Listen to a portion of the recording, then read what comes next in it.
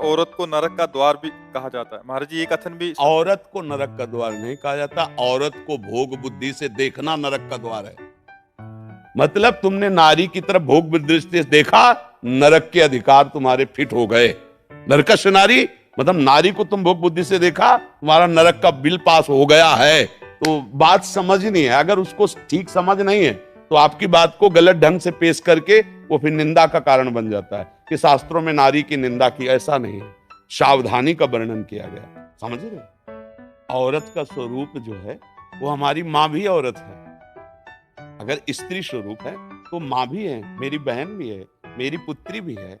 भगवान कह रहे, भगवान की बात समझना।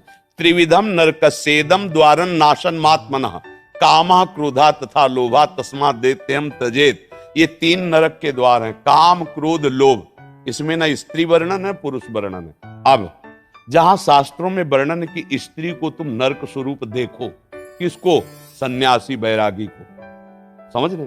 तुमने सन्यास लिया, वैराग्य लिया है, अगर तुम किसी स्त्री को भोग रूप देखते हो तो तुम्हारी दुर्गति हो जाएगी। जैसे नरक से भयभीत होता है जीव, ऐसे तुम भयभीत रहे, किसी स्त्री को भोग दृष्टि से मत देखना। ये तो बड़ी अच्छी बात है।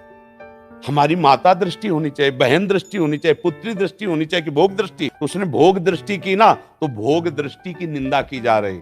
ये तुम स्त्री को भोग्या मत मानो, ये इन्हीं से हम लोग पैदा हुए हैं, आकाश से थोड़ी पैदा हुई। यही माताएं हैं, इन्हीं से बड़े बड़े बलवान बुद्धिमान राजा महाराजा ऋषि मुनि सब इन्हीं से उपजते हैं। इनको भोग नरक का आ जाएगा तो हम सब नरक ही तो है ना, हम सब फिर नरक हुए ना, क्योंकि पैदा तो इन्हीं से हुई है ना। कोई भी महात्मा आकाश से थोड़ी उतरा है, माता से तो पैदा हुआ है, तो वो माता आप ही लोगों में तो होती है। इनके बिना सत्ता ही नहीं है। शक्ति के बिना अगर वो मात्रा ऐसे न चढ़े शक्ति की, तो शिव को क्या बोलोगे? सौ। ये शक्ति ही शिव है। ऐसे ही तुम्हारे जीवन की एक साथी स्वरूप बन करके भगवान आए हैं, तुम्हें दुलार करने के लिए, तुम्हें सुख पहुंचाने के लिए। माता की तरह भोजन बना के पत्नी दुलार करती है, मित्र की तरह तुम्हें सही सलाह देकर तुम्हें सुखी करती है, सर्वस्व अपना अर्पण कर। उसको नरक कैसे? हाँ, अभी बताया कि जहां शास्त्र में लिखा उनके लिए।